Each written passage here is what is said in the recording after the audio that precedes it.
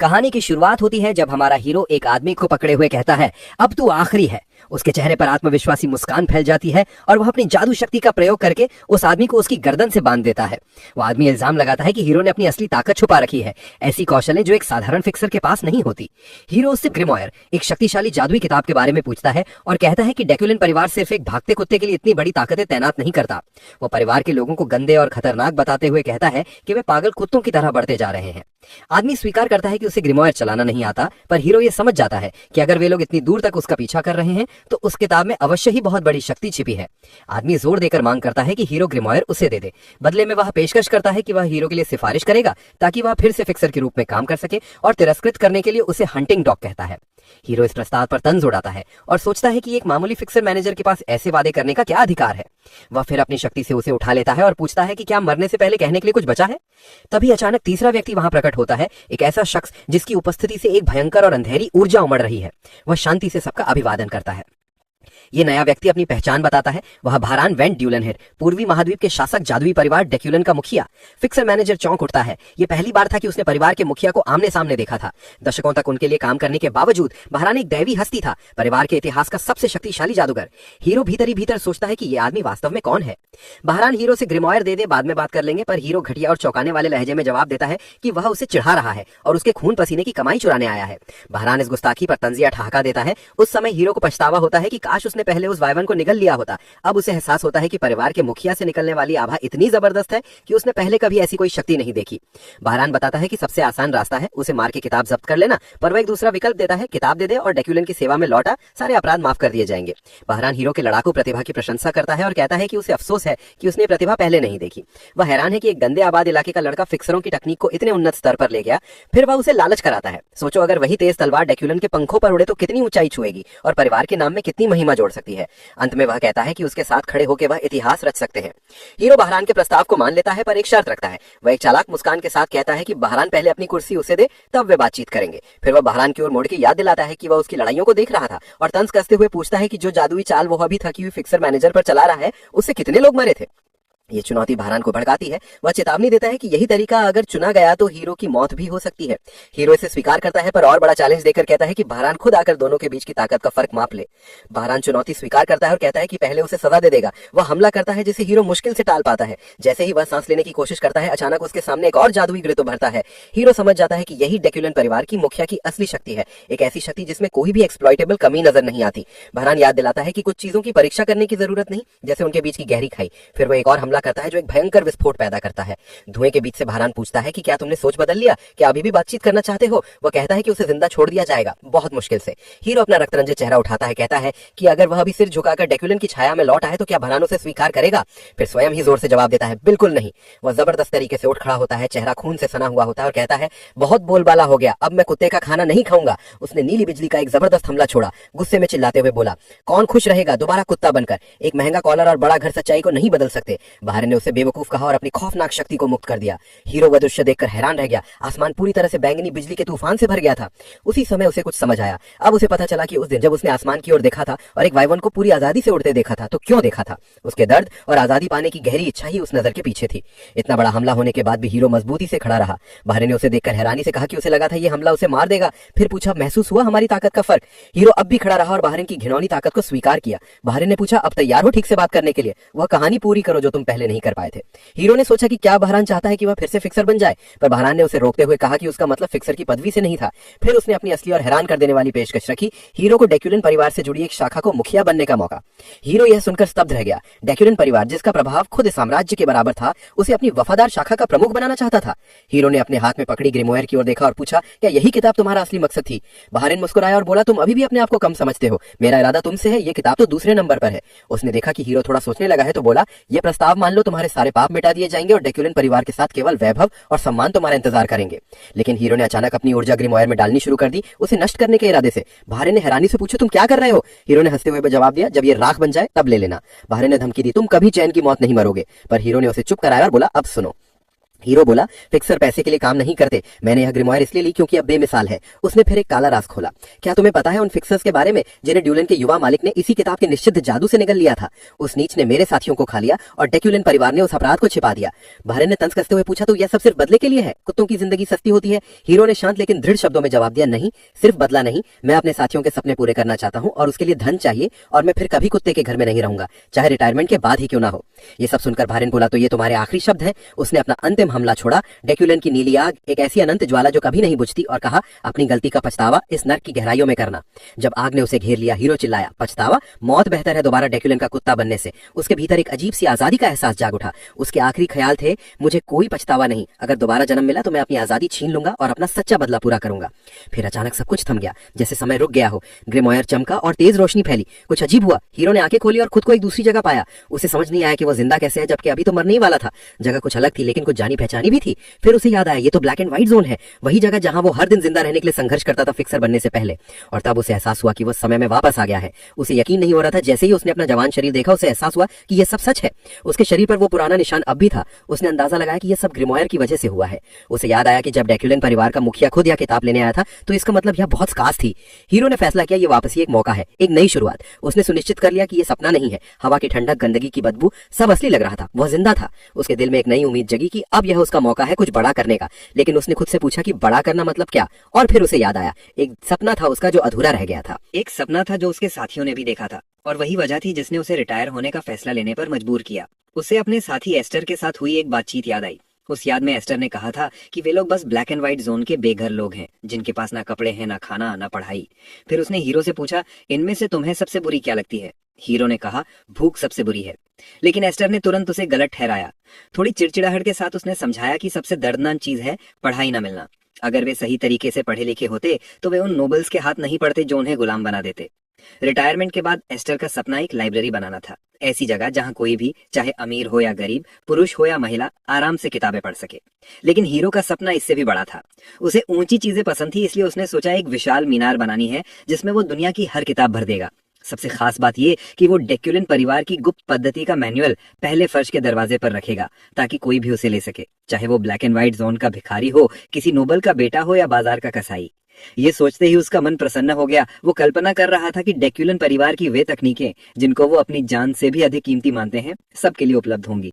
उसे पता था इन तकनीकों को पाना मुश्किल होगा, पर उसने कहा, यह समस्या मैं अपने भविष्य के स्वयं से निपटने दूंगा। उसका अंतिम उद्देश्य था डेक्यूलन के रहस्यों को इतना फैला देना कि उनका पूरा तंत्र ही ढह जाए। तभी उसके सपनों को एक जोरदार लात ने तोड़ दिया, सीधे उसके चेहरे पर। एक गुस्से में भरा युवक उसके सामने खड़ा था, चिल्लाया कि मैंने कहा था वहीं रोको, और फिर लगातार उसे मारने लगा। शुरू में हीरो चौंका, पर जल्द ही उसके भीतर का पुराना फिक्सर अनुभव जाग उठा। उसने एक किक रोकी, जिस पर हमलावर हैरान रह गया। हीरो ने शांत स्वर में कहा, तुमने मुझे 7 बार मारा। फिर तीखी नजर से कहा, अब तुम्हें 10 गुना चुकाना होगा। हीरो ने पलटवार की तैयारी की। हमलावर के चेहरे पर डर झलक उठा, पर अचानक चटक सी आवाज आई। हीरो ने देखा कि उसका अपना हाथ टूट गया है और समझ नहीं पा रहा था कैसे। दूसरा लड़का गुस्से में चिल्लाया, बड़े से हाथ उठा रहा है, पागल है क्या? हीरो ने एक बार जरूर किया, पर फिर वो लड़का उसे जमीन पर गिराकर मारता रहा। उसके शरीर में दर्द था, पर ज्यादा दर्द उसके दिल को हुआ। मौके पाकर हीरो ने हमलावर का कदम फेंका, वो सीधा नाले में गिर पड़ा। हीरो ने यह मौका भागने का सही समय समझा। वो लड़का खांसते हुए उठा और पूछा, कहाँ जा रहा है? हीरो ने शांतिपूर्वक जवाब दिया, मैं भाग नहीं रहा, ये तो रणनीतिक वापसी है। उसने तय किया कि वो उस लड़के का चेहरा हमेशा याद रखेगा, और जो 57 बार उसे लगे हैं उन्हें अपने दिल में संजोएगा, क्योंकि वो एक फिक्सर है और फिक्सर हार नहीं मानते। कुछ दूर जाने के बाद उसे एहसास हुआ कि सिर्फ एक मुक्के से ही उसकी कलाई सूज गई है। उसने अपने कमजोर शरीर पर अफसोस किया और सोचा कि अभी टॉवर की बातें भूल जाओ, पहले इस शरीर को दुरुस्त करना होगा। तभी एक छोटा सफेद बालों वाला बच्चा उसके सामने आया और पूछा, क्या तुम्हें भूख लगी है? हीरो ने पूछा, क्या तुम मुझे जानते हो? बच्चा बोला, नहीं। हीरो ने उसके कपड़े देखे, पुराने जरूर थे पर कभी महंगे लगते थे। उसने अंदाजा लगाया कि शायद वो किसी नोबल का बेटा है जो सत्ता संघर्ष हार कर यहाँ आ गया है। उसने उसे छूटा हुआ बम समझकर दूर रहने का फैसला किया। बच्चे ने अपना नाम बताया, मेरा नाम डेमियन है और मेरी माँ का नाम बियांका था। हीरो ने सोचा, इतना विवरण क्यों दे रहा है, और बोला, तुम थोड़ा सुस्त हो क्या? डेमियन ने मासूमियत से कहा, मेरी माँ मर गई। हीरो थोड़ा नर्म पड़ गया और कहा, मेरे पास भी पिता नहीं, तो मैं जीत गया, और उसे हटाने की कोशिश की। पर डेमियन ने कहा, मैं तुम्हारे साथ चलूंगा। हीरो ने मना किया और सोचा, इसे एक थप्पड़ मारकर भगा दूं। डेमियन ने देखा कि हीरो का हाथ दुख रहा है और पूछा, दर्द हो रहा है? और बोला, मैं मदद करूंगा। उसने अपना हाथ हीरो के हाथ पर रखा, एक तेज रोशनी निकली। हीरो हैरान रह गया। ये कोई सामान्य उपचार नहीं था, ये था लाइट ऑफ हीलिंग, ब्लैंडू परिवार की विशेष रचना जिसे डेक्युलिन परिवार ने तबाह कर दिया था। हीरो के प्रोफेशनल फिक्सर इंस्टिंक्ट्स चिल्लाए कि मैं बड़ी मुसीबत में फंस गया हूँ। उसने सोचा, एक ब्लैंडू का बच्चा यहाँ क्या कर रहा है? इनका परिवार तो अभी तक ठीक ठाक माना जा रहा था। उसने नाम अपने मन में दोहराया, डेमियन। तभी कुछ याद आया, ब्लैंडू वंश में अलग रंग की आंखों वाला कोई था। उसने पहचान लिया कि सामने जो बच्चा है वही है ब्लैंडू का दानव डेमियन वॉन ब्लैंडू, वो पागल जो मरने के बाद भी नहीं मरता। हीरो सन्ना रह गया। उसकी स्मृति उसे उस समय ले गई जब वो अभी भी एक एक्टिव फिक्सर था। उसे याद आया कि उसे डेक्युलिन परिवार के आदेश पर ब्लैंडू के इलाके में भेजा गया था। तब वो और उसके साथी शिकायत कर रहे थे, ब्लैंडू लोग खुद नहीं संभाल सकते क्या? किसी ने कहा, सुना है वहां एक दानव है जिसने दर्जनों को मार डाला है। हीरो ने सोचा शायद कोई घोस्ट होगा, पर जो उसने देखा वो घोस्ट नहीं था, वो एक इंसान था जो दूसरे इंसान को चीर रहा था। वो वही डेमियन था, हंसते हुए लड़ता हुआ, बार बार अपनी हीलिंग मैजिक से खुद को ठीक करके फिर से लड़ता हुआ। एक पागल मक्कार जो मरकर भी नहीं मरता। याद खत्म हुई और हीरो वर्तमान में लौटा। डेमियन उसके सामने बैठा था, मासूम सा बच्चा कीड़ों को देखकर खुश। हीरो समझ नहीं पा रहा था कि वही क्रूर हत्यारा कितनी मासूमियत से सामने बैठा है। वो सोच रहा था कि ब्लैंडू परिवार का सीधे वारिस, लॉर्ड का इकलौता बेटा इतनी बदहाली में कैसे आ गया। तभी डेमियन ने उसकी सोच को तोड़ते हुए कहा, चलो खाना खाते हैं। माँ कहती थी कि अच्छा खाना बीमारी से बचाता है। तुम बीमार इसलिए हो क्योंकि तुम खाते नहीं। हीरो ने माना कि बात में कुछ तर्क है, पर डेमियन के बोलचाल का अंदाज छुप गया। हीरो ने पूछा, तुम्हारे पास पैसे हैं? डेमियन ने एक थैला निकाला, सोने सिक्कों से भरा हुआ। बोला, क्या ये वही था जो तुमने कहा था? हीरो ने चुपचाप मुस्कुराकर सिर हिलाया और कहा, अब हम दोस्त हैं। उसने अपना हाथ डेमियन के कंधे पर रखा और कहा, मैं कह दूं तो दोस्ती हो जाती है और दोस्त सब कुछ बांटते हैं। फिर वो डेमियन को खींचकर खाने की तलाश में ले गया। डेमियन ने पूछा, तुम्हारे पास बांटने के लिए क्या है? हीरो ने कहा, एक दोस्त, तुम। अच्छा खाना और स्नान करने के बाद हीरो ने गहरी सांस ली और सोचा, जिंदगी फिर से थोड़ी बेहतर लग रही है। वो देखता है कि डेमियन इधर उधर घूम रहा है। जगह कुछ ऐसी लग रही थी जैसे किसी रेस्टोरेंट के ऊपर एक छोटा सा घर बना हो। डेमियन बताता है कि ये पहली बार है जब उसने ऐसी जगह देखी है, क्योंकि वो हमेशा बाहर सोता था। फिर अचानक डेमियन बोल उठता है कि उसका कोई बाप नहीं है। हीरो मजाक में कहता है कि उसका तो बाप है, और दोनों बच्चों की तरह झगड़ने लगते हैं। आखिर में हीरो खुद सोचता है, हम इस बात पर मुकाबला क्यों कर रहे हैं? फिर वो डेमियन से उसकी माँ के बारे में पूछता है। डेमियन चारों ओर देखता है और मासूमियत से कहता है, वो यहाँ नहीं है। ये सुनकर हीरो तय करता है कि उसे इस बच्चे की स्थिति को थोड़ा और अच्छे से समझना होगा। हीरो पूछता है कि डेमियन कब से अकेला है? डेमियन थोड़ा सोचकर कहता है, जब से मैं घर से भागा हूँ मैं 10 बार सो चुका हूँ। हीरो थोड़ा उलझ जाता है, क्या ये कोई रनअवे बच्चा है? क्या ऐसे कोई ढूंढ रहा है? क्या 10 बार सोना मतलब 10 दिन? डेमियन समझाता है कि वो दिन में 2 बार भी सो सकता है, झपकियां भी गिनकर, इसलिए कुल 10 बार सोया है। हीरो अंदाजा लगाता है कि डेमियन लगभग 3 या 4 दिन से घर से भागा हुआ है, लेकिन जब डेमियन बताता है कि भागने के बाद उसने एक भी झपकी नहीं ली, तो हीरो मन ही मन कहता है, ये तो पूरा पागल है। फिर वो आगे की योजना बनाना शुरू करता है। उसे लगता है कि डेमियन का साथ रहना उसके लिए एक मौका है। ब्लैक एंड व्हाइट जोन में वो एक गार्डियन बन सकता है और ब्लैंडू परिवार से संबंध बना सकता है। ये रिश्ता आगे चलकर डेकुलिन परिवार से भिड़ंत में काम आ सकता है। ऊपर से अमीर घरों में वो सारी किताबें मिलती हैं जिनसे हीरो अपना सपना पूरा कर सकता है। लेकिन लंबी योजनाएं बनाने से पहले उसके पास एक जरूरी काम था, उस लड़के से बदला लेना जिसने पहले उसे मारा था। उसके भीतर 57 परतों वाली नफरत उमड़ाती है। हीरो डेमियन से कहता है कि अब वो लेटने जा रहा है और अगर उसे किसी ने परेशान किया तो बड़ी दिक्कत हो जाएगी। डेमियन पूछता है, क्या आप ब्रीदिंग एक्सरसाइज करने वाले हैं? हीरो हाँ में जवाब देता है और कहता है कि जब वो खत्म करे तो डेमियन भी करे। डेमियन खुशी खुशी मान जाता है। हीरो अपनी मेडिटेशन शुरू करता है। उसे अपनी पिछली जिंदगी याद आती है, जब वो केवल उन मानक जादुई फॉर्मूलों पर निर्भर रहता था जो फिक्सर्स को दिए जाते थे। उनमें एक सीमा थी। उस सीमा को तोड़ने के लिए उसने कई रईस घरों में घुसकर उनकी तकनीकें चुराई थीं और कई बार मौत के करीब पहुंच गया था। उसने अनेक रहस्यमयी कलाएं सीखी, जैसे रात्रिकालीन शरीर सुदृढ़ीकरण, आत्मिक कलाएं, समनिंग और रसायन विद्या। लेकिन उसे याद आता है कि ये सब भी काफी नहीं था जब उसने अपनी मृत्यु से पहले डेक्युलिन परिवार के मुखिया का सामना किया था। इस बार उसने निश्चय किया कि वो डेक्युलिन परिवार की असली मूल कला सीखेगा, यानी कि art of the celestial source. ये उनकी हर तकनीक की जड़ थी और सभी प्रकार के मना के साथ सामंजस्य स्थापित कर सकती थी। किस्मत से उसने इसे अपनी पिछली जिंदगी में शोध के दौरान याद कर लिया था। जैसे ही वो ब्रीदिंग तकनीक सक्रिय करता है, उसके शरीर में लावा जैसी गर्मी दौड़ जाती है। उसे महसूस होता है कि उसके मना सर्किट्स में कुछ अशुद्धियां हैं। उन्हें शुद्ध करने के लिए वो एक दुर्लभ तकनीक इस्तेमाल करता है, मना शावर, जिसे केवल कुलीन परिवारों के श्रेष्ठ जादूगर अपने खून को पवित्र करने के लिए प्रयोग करते हैं। प्रक्रिया के समाप्त होने पर जब वो जागता है तो सोचता है कि कितना समय बीत गया। सबसे जरूरी बात, उसके मना सर्किट सब पूरी तरह साफ है और मना पहले से भी अधिक शुद्ध लग रहा है। वो समझता है कि डेकुलिन को हराना अब भी लगभग असंभव है, चाहे वो 100 बार जन्म ले, लेकिन उसके अवसर अब थोड़े बढ़ गए हैं और हीरो ऐसा व्यक्ति है जो कभी हार नहीं मानता।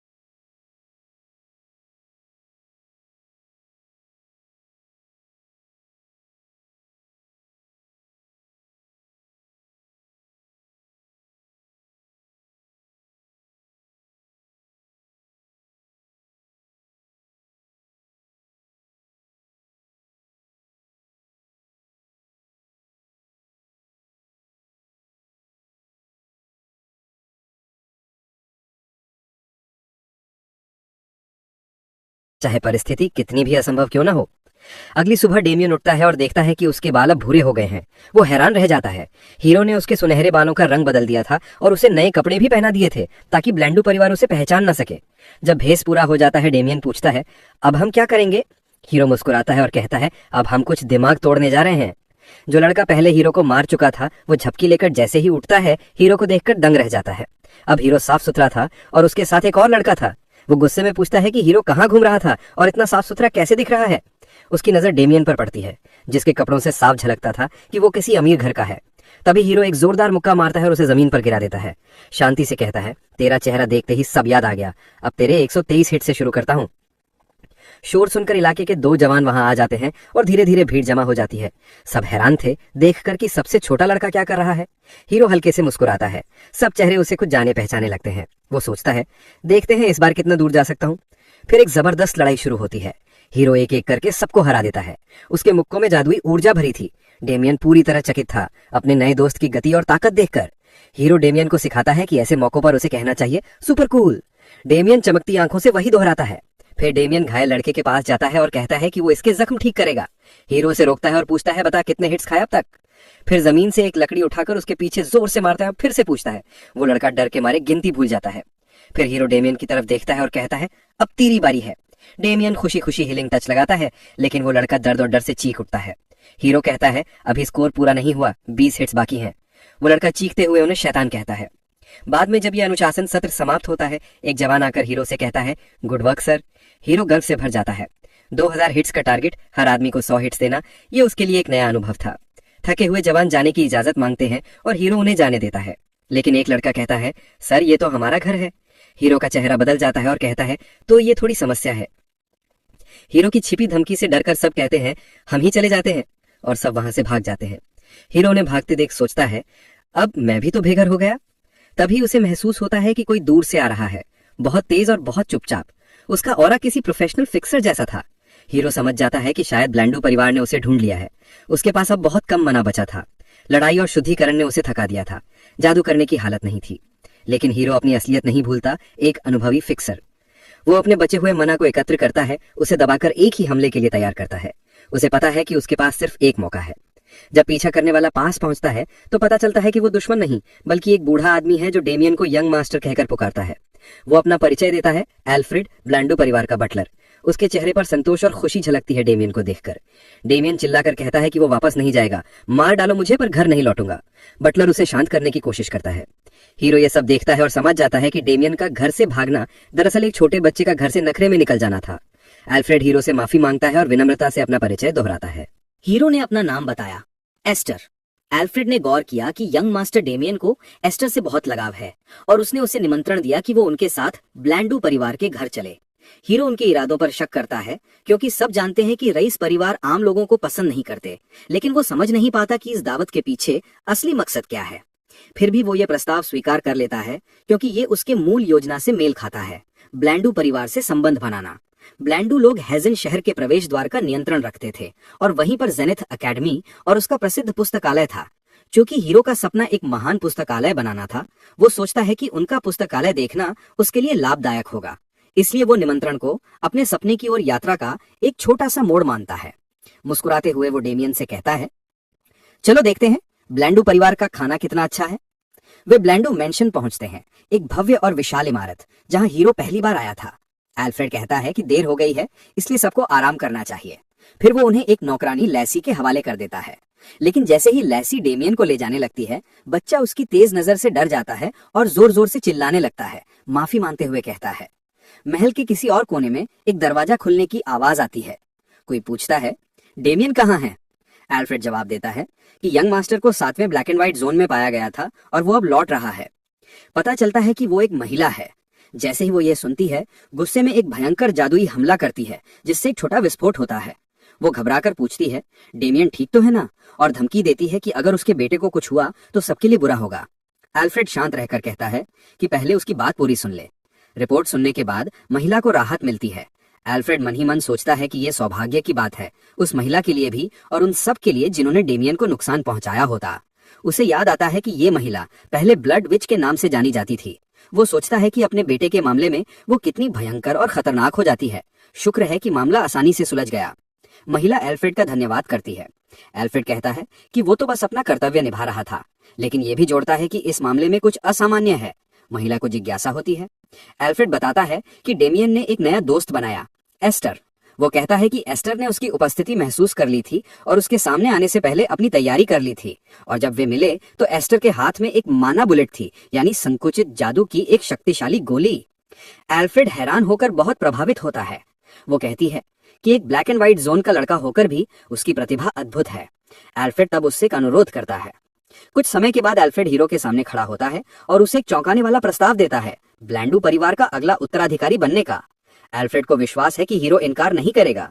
वो समझाता है कि एक ब्लैक एंड व्हाइट जोन के चूहे के लिए यह अवसर धन और सम्मान दोनों ला सकता है, लेकिन हीरो शांत किंतु रूखे स्वर में कहता है, मुझे इसमें कोई दिलचस्पी नहीं है। एल्फ्रेड हैरान हो जाता है और वो पूछता है, क्या तुमने मुझे सही सुना? डेमियन बीच में बोल पड़ता है और पूछता है कि उसके दोस्त ने जो शब्द कहा उसका मतलब क्या है। हीरो विनम्रता से मना करता है और कहता है कि वो इस प्रस्ताव के लिए आभारी है, पर चीजें जैसी हैं वैसी ही रहनी चाहिए। एल्फ्रेड इस इनकार को अहंकार समझता है। उसे लगता है कि ये लड़का, जिसने बिना किसी गुरु के खुद से जादू सीखा, खुद को बहुत बड़ा समझता है। वो हीरो को समझाने लगता है, मैं तुम्हें समझता हूँ, मैं भी एक साधारण परिवार से था। जवानी में मुझे भी घमंड था, पर दुनिया बहुत बड़ी है। हीरो के चेहरे पर झुंझलाहट दिखती है। उसे ये सब बकवास लगता है, लेकिन एल्फ्रेड बोलता रहता है, तुम सोचते हो कि तुम कुछ भी कर सकते हो, दुनिया जीत सकते हो, पर दुनिया ऐसे नहीं चलती।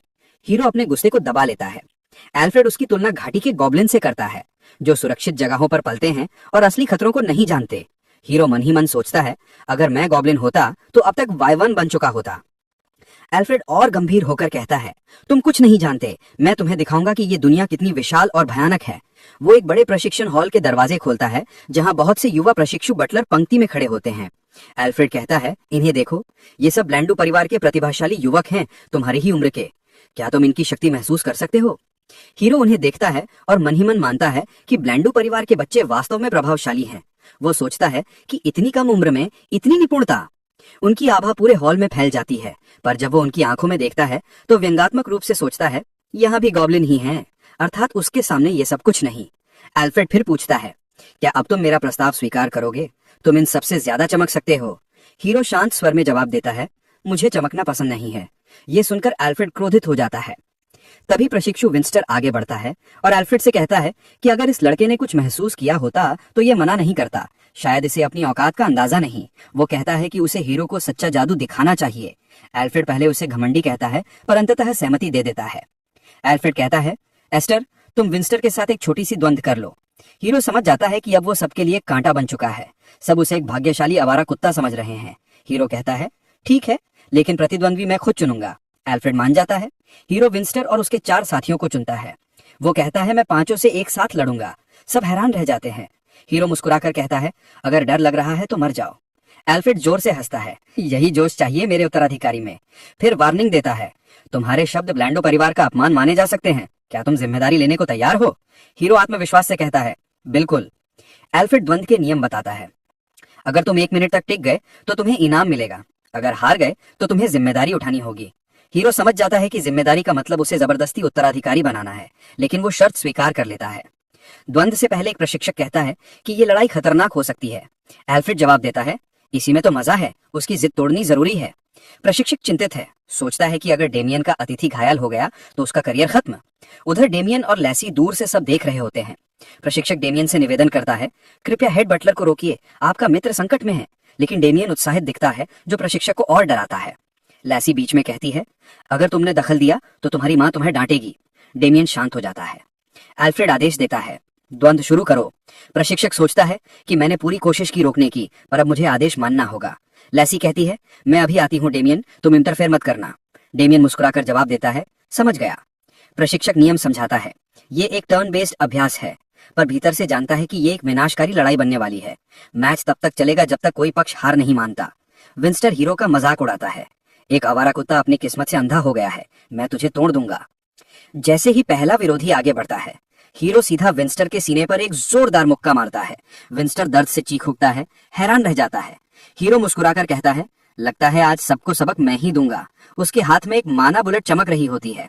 वो कहता है, पहला सबक, छोटी मिर्च ज्यादा तीखी होती है। विंस्टर सोचता है कि ये तो साधारण माना नियंत्रण है, लड़ाई में बेकार। हीरो कहता है, दूसरा सबक, लोगों को जल्दी मत आंकना। फिर वो माना बुलेट फेंकता है।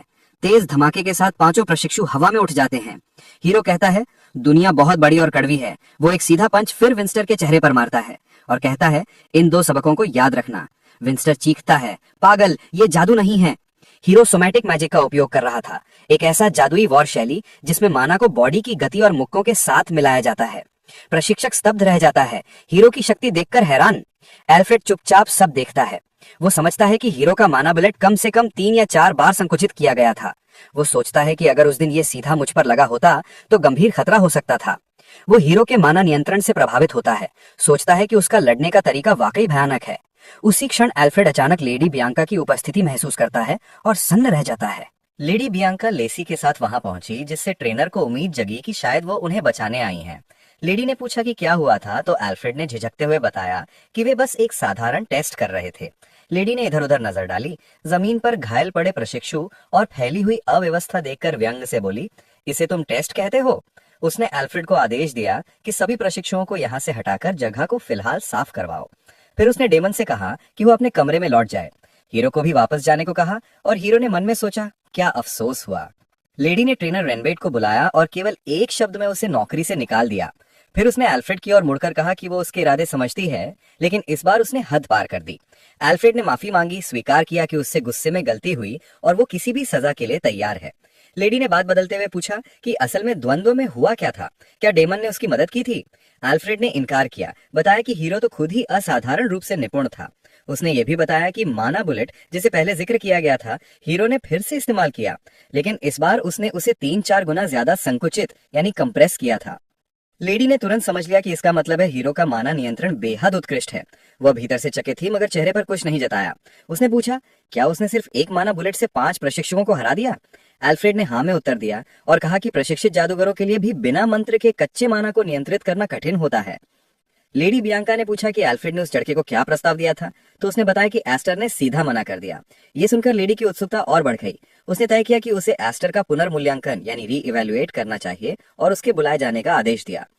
हीरो लेडी बियांका से मिला। लेडी ने उसका गर्मजोशी से स्वागत किया और बैठने को कहा, जबकि डेमन उसके पास बैठा था, मुंह भरा हुआ खाने से। हीरो ने कहा कि उसने सुना था लेडी ने उसे बुलाया है, और लेडी ने हाँ कहा, मगर बोली कि पहले एक और बात करनी है। उसने एक डिब्बा उसके सामने रखा और बताया कि उसने सुना है एल्फ्रेड ने उसे एक उपहार देने का वादा किया था। हीरो को एल्फ्रेड का वादा याद आया, अगर वो 1 मिनट तक टिक गया तो उसे उपहार मिलेगा, पर उसने नहीं सोचा था कि लेडी खुद इतनी जल्दी उसे दे देंगी। लेडी ने कहा, खोलो इसे। डिब्बे के अंदर एक उच्च गुणवत्ता वाला एलिक्सिर था, वो कीमती वस्तु जो ब्लांडो परिवार में केवल उन्हीं को मिलती है जो शीर्ष 5 जादुई दस्तों यानी मैजिकल स्क्वाड्स में स्वीकार किए जाते हैं। हीरो को शक हुआ, इतना मूल्यवान उपहार बिना शर्त के कभी नहीं मिलता। लेडी ने उसे आश्वस्त किया, कहा कि ये एलिक्सिर डेमन की ब्लैक एंड व्हाइट जोन में मदद करने के लिए इनाम है और द्वंद्व की घटना के लिए माफी भी। हीरो ने सीधे पूछा, क्या इसे पीने से मैं ब्लांडो परिवार से बंध जाऊंगा? लेडी ने इनकार किया। क्या इसमें जहर है? बिल्कुल नहीं, उसने कहा। हीरो ने अंतिम पुष्टि मांगी, कोई छिपी हुई शर्त तो नहीं? लेडी बोली, बिल्कुल नहीं, निश्चिंत होकर ले लो। हीरो ने धन्यवाद कहा और उपहार स्वीकार कर लिया।